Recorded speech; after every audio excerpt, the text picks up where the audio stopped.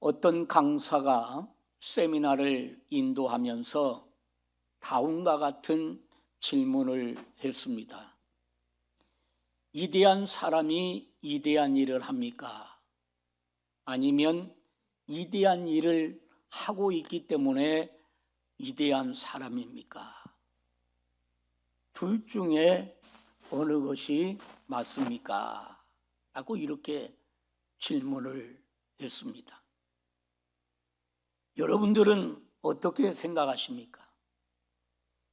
참으로 헷갈리는 질문인 것 같습니다. 그러나 그 강사의 결론은 위대한 사람이 위대한 일을 하는 것이지, 위대한 일을 하기 때문에 위대한 사람이 아니라는 주장입니다.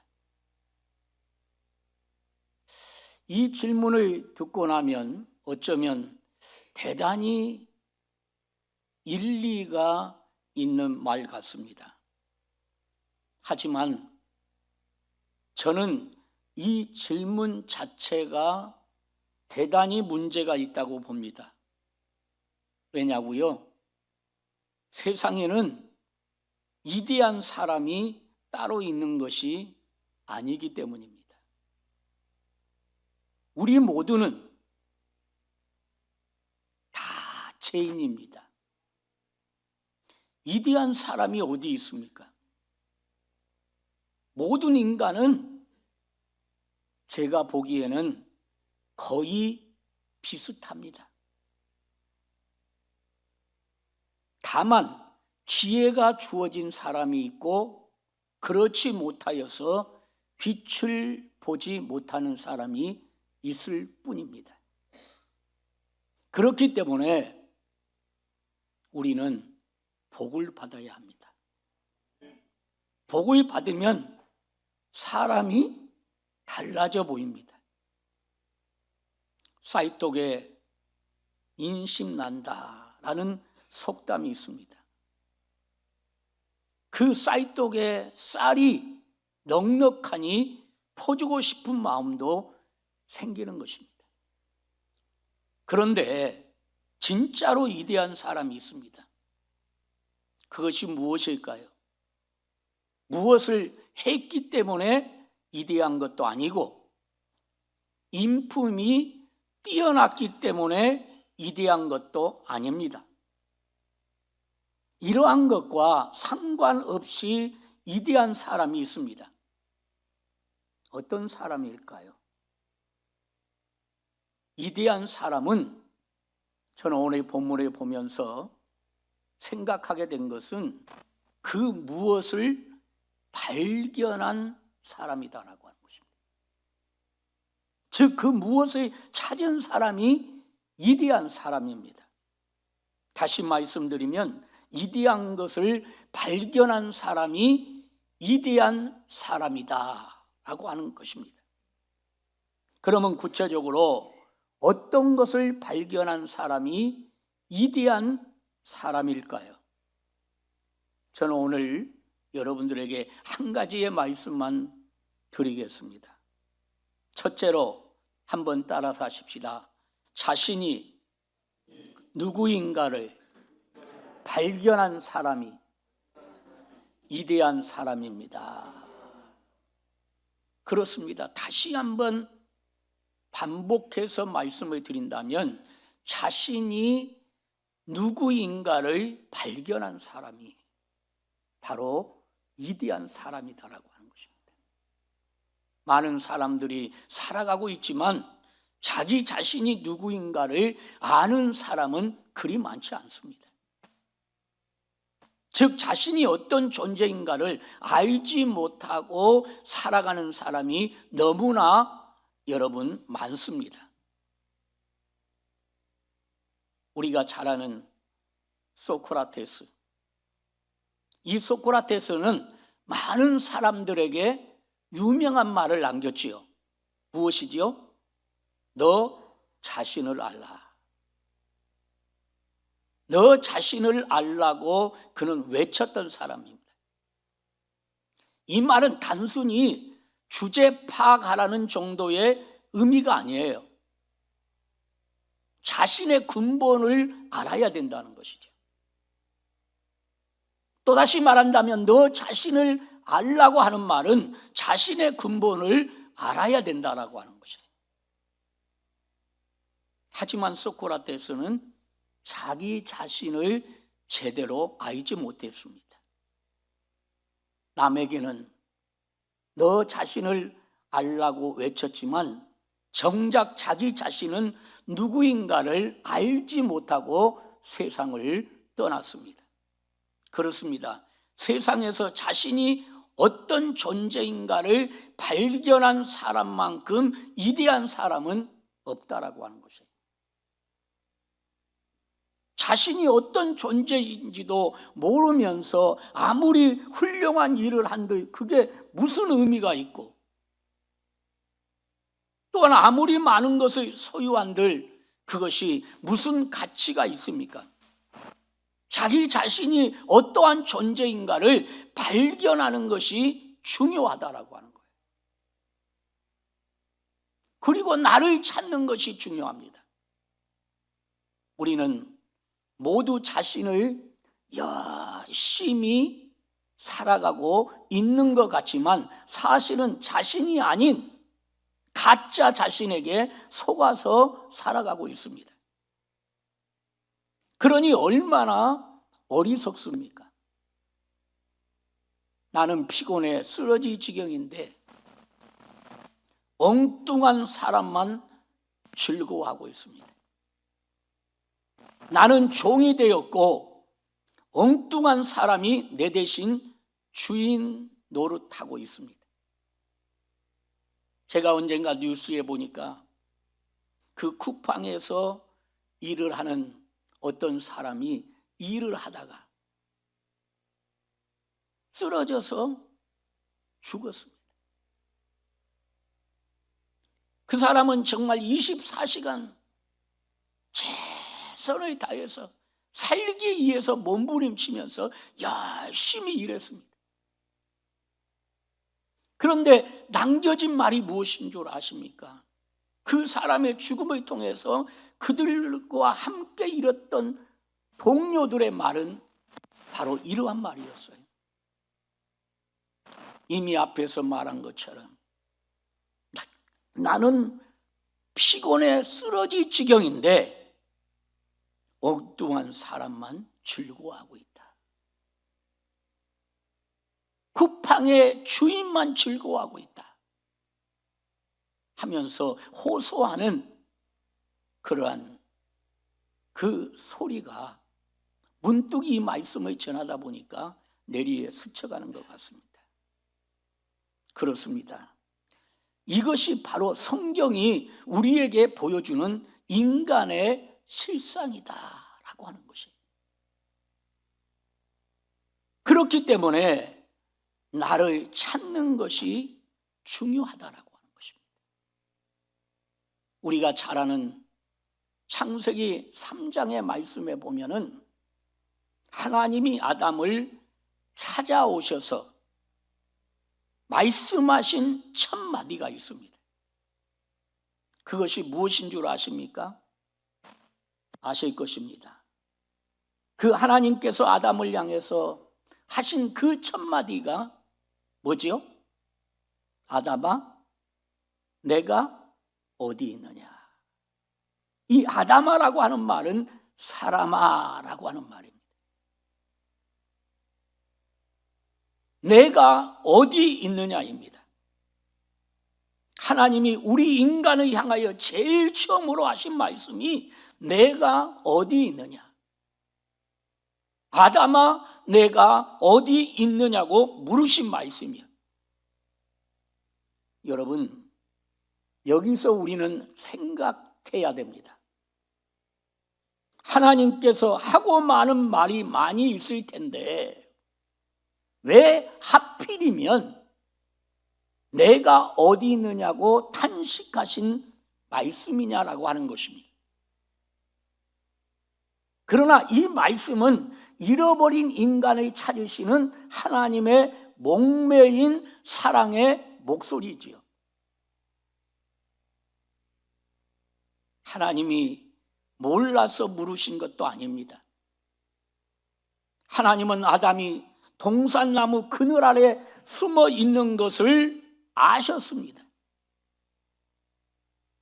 또 어떤 장소를 묻는 것이 아니라 어떤 상태에 있는가를 묻고 계신다라고 하는 사실. 성경은 모든 인간을 가리켜서 죄인으로 규정하고 있습니다. 몇 가지 대표적인 말씀을 보면 로마서 3장 10절의 말씀에 보면은 주님은 이렇게 말씀했어요. 같이 읽어볼까요? 기록된 바 의인은 없나니 하나도 없다. 인간을 죄인으로 규정하면서 의인은 없나니 하나도 없으며 라고 했어요.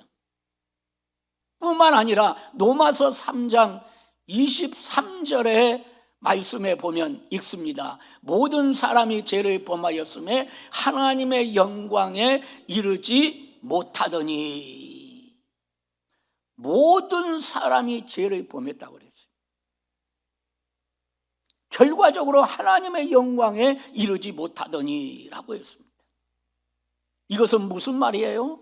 성경은 모든 인간을 죄인으로 규정하면서 그 죄 때문에 영적으로 죽었다고 말하고 있는 거예요. 그래서 주님은 로마서 6장 23절의 말씀에 보니까 이렇게 말했어요. 같이 읽어요. 죄의 싹은 사망이요 하나님의 은사는 그리스도 예수 우리 주 안에 있는 영생이니라. 자신이 누구인지 알지 못한 사람들, 내 자신이 누구인지 알지 못한 사람들은요, 당신을 가리켜서 죄인하면 기분 나쁘게 생각합니다. 우리도 한번 해볼까요?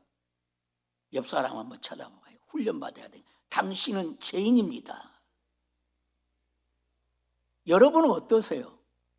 기분 안 나쁘세요?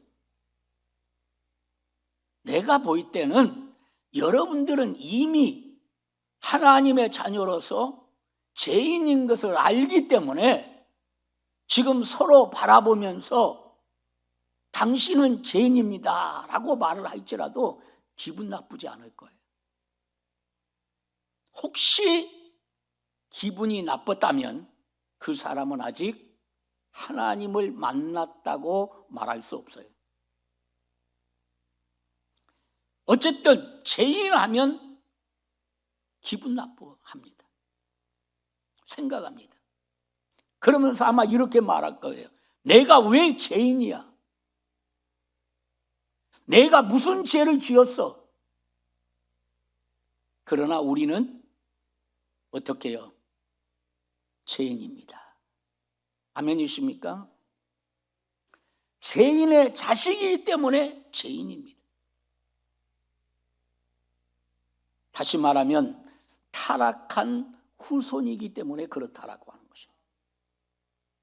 이 사실이 깨달아지는 자가 복이 있는 겁니다. 그래서 우리는 복 있는 자예요.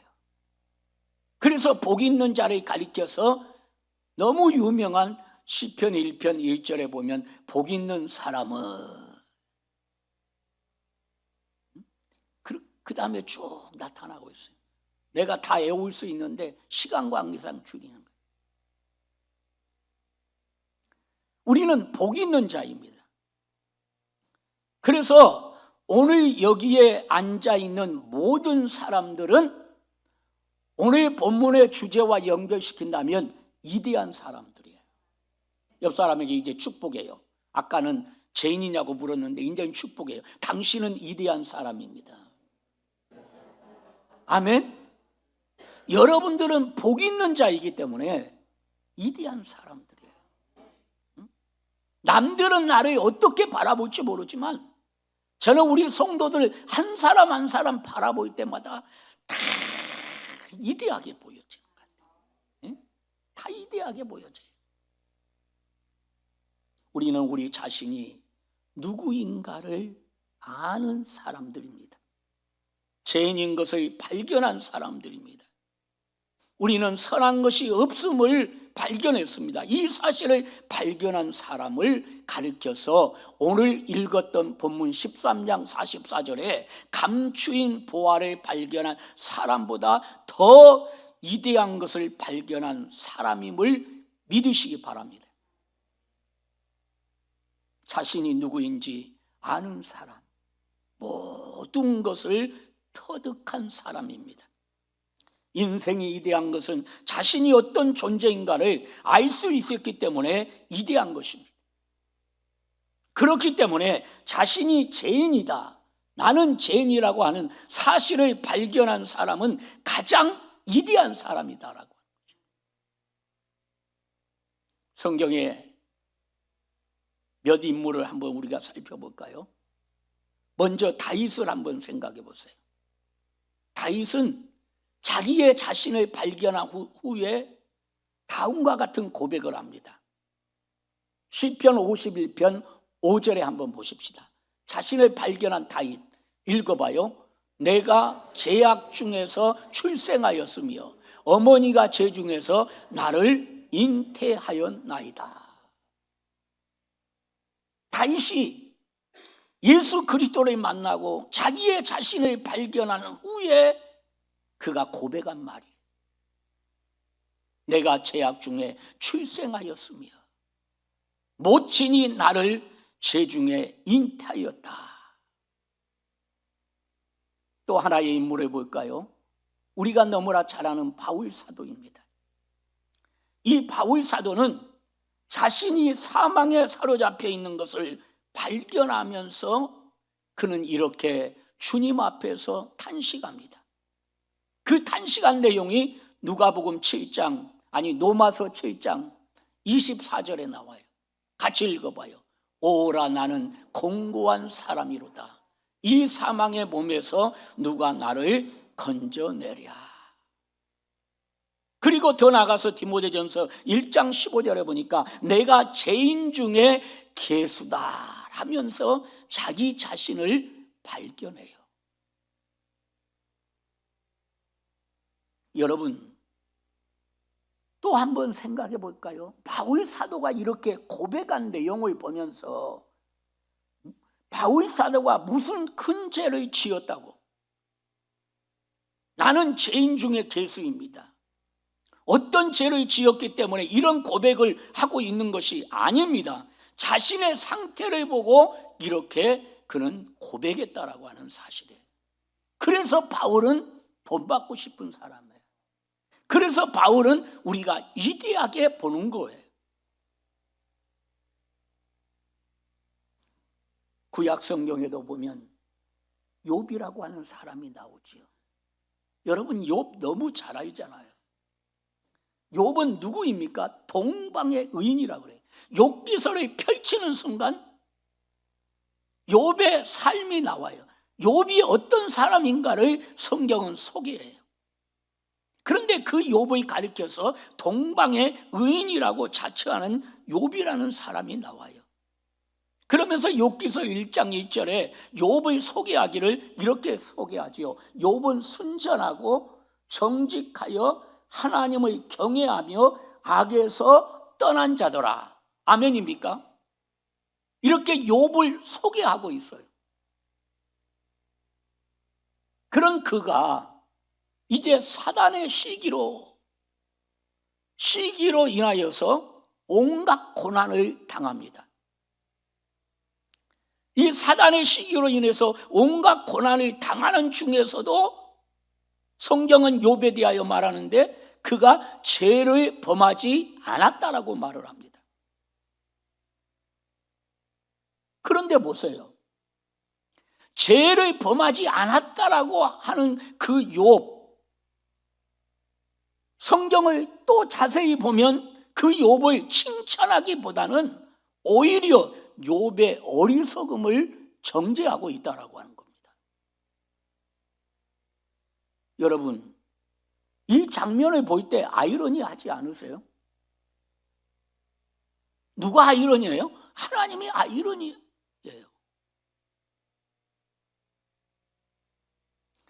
그뿐만이 아니에요. 성경을 읽어 내려가 보면 욥 자신도 그렇게 하나님 아버지 앞에서 정말 죄를 범하지 않고 충성을 합니다. 그런데 결과는 칭찬은 고사하고 욥이 어떻게 해요? 뜨거운 눈물로 하나님 앞에 회개를 합니다. 왜 성경은 의인인, 동방의 의인이라고 그랬잖아요. 의인인 욥을 죄인이라고 정죄하고 있습니까? 욥이 무슨 죄를 지었기에 죄인이라고 몰아붙이고 있습니까? 그리고 욥은 무엇을 회개할 것이 있다고 눈물을 흘렸습니까?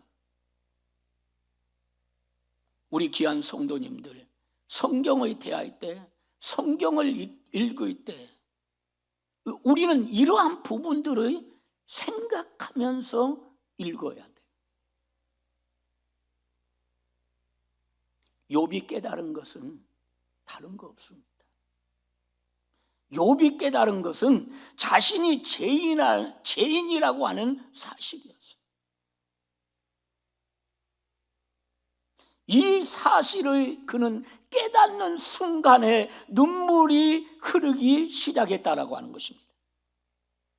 자신이 울어왔던 것은 자신의 것이 아니었어요. 돌아보니 하나님의 은혜의 결과였다라고 하는 것입니다. 우리 장로님이 기도 가운데서 모든 것이 하나님의 은혜였습니다 라고 고백했듯이 욥도 자기의 자신을 돌아볼 때 모든 것이 하나님의 은혜의 결과였습니다. 욥은 자신이 어떤 존재인가를 철학적으로만 알았지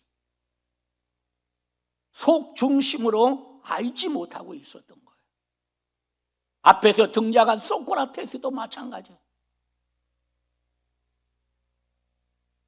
자신이 누구인가를 알지 못하고 그는 결국 죽었다고 그랬어요. 성도 여러분, 결론을 내립니다. 하나님이 우리에게 바라시는 것은 어떤 한두 가지의 착한 행동이 아니에요. 자신이 어떤 존재냐라고 하는 거예요. 자신이 어떤 존재인가를 제대로 알기를 원하신다라고 하는 겁니다. 제가 목회하면서 말씀을 대할 때, 말씀을 묵상할 때, 또 성도들과 함께 신앙의 공동체로서 생활할 때 제가 가장 성도들에게 강조하고 싶은 것이 있다면 바로 이 부분이에요. 내가 누구냐? 여성군 너는 누구냐? 이 한 가지만 저와 여러분들이 제대로 알고 있으면 우리는 하나님 아버지 앞에서 모든 것이 풀려질 수 있고 해결될 수 있음을 믿으시기를 바랍니다. 이걸 모르기 때문에, 내 자신이 누구인가를 모르기 때문에 우리는 늘 하나님 아버지 앞에서 실패할 때가 많이 있다라고 합니다. 한번 생각해 볼까요? 내 자신이 누구인가를 알 때, 다시 말하면 내가 죄인이라고 하는 것을 알 때는 제일 먼저 우리가 행하는 것이 무엇입니까? 하나님 아버지 앞에 엎드리게 되어 있어요. 또 말할까요? 하나님 앞에 엎드려 기도하지 말라고 해도 기도하게 되어 있어요. 그렇지 않습니까?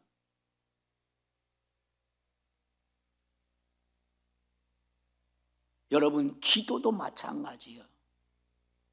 하나님 앞에 기도할 때 내 취향대로, 내 마음에 맞는 대로 그렇게 기도하지 마세요.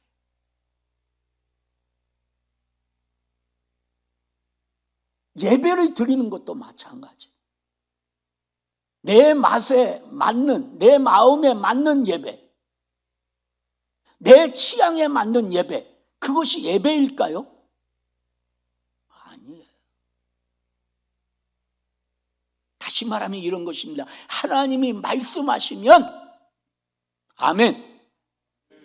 이제 오늘 오후에 뭐가 열려요?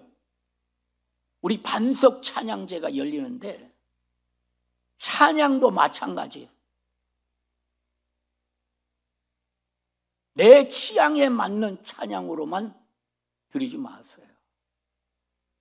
내 마음에 맞는 대로만, 내 맛에 맞는 대로만 찬양하는 것은 잘못된 것이에요. 이렇게 표현해 볼게요. 손의 들으라면 손의 들으세요. 아멘? 아우, 나 손 들기 싫은데 손 들으라고 그랬어? 그건 뭐예요? 내 취향에 맞는 찬양을 드리고 싶다는 거예요.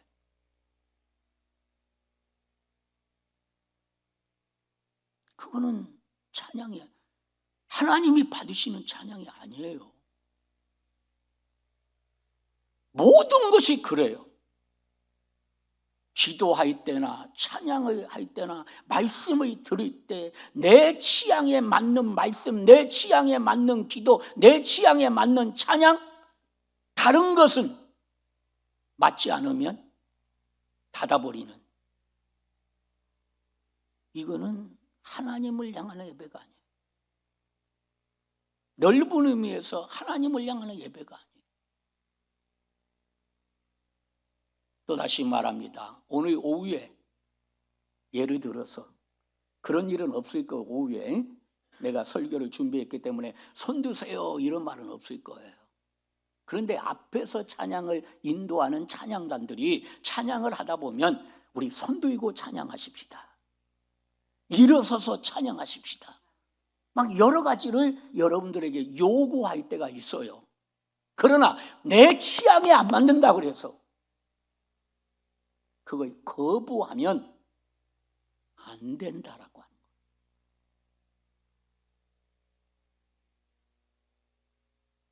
거예요. 왜요? 어떻게 보면 앞에서 인도하는 자의 우리는 앞에서 인도하는 찬양단, 리더자들의 말에 따라가야 되잖아요. 오늘 말씀을 전하다가 조금 다른 면으로 흘렸는데 오늘 다시 결론적인 의미에서 말씀을 드린다면 우리는 자신이 어떤 존재인가를 제대로 하나님은 알기를 원하신다라고. 여러분은 지금 어디에 계십니까? 여러분은 어떤 상태에 있습니까? 오늘 이 시간 내가 어떤 존재인가를 발견하는 그러한 이대한 사람들이 되기를 주의 이름으로 축원합니다. 이대한 사람은 아무나 되어지는 것이 아니에요. 오늘 첫 번째로 드린 말씀, 다음 시간 이어서 말씀을 드릴 텐데 내가 누구인가?